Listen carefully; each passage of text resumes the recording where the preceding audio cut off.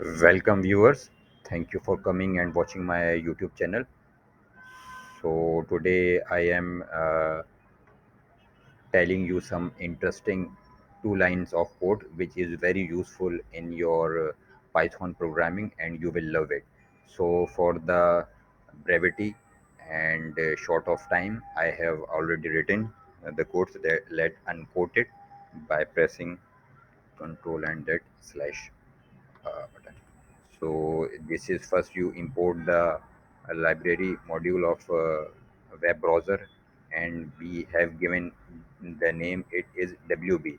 So after WB that dot open, this is very simple line, and in this format you will write this code. Let's see and run that our code is working or not. Yes, it is working. You can see this is yahoo.com and it is opening it. So let's try another one more time. So here I am writing wikipedia.org.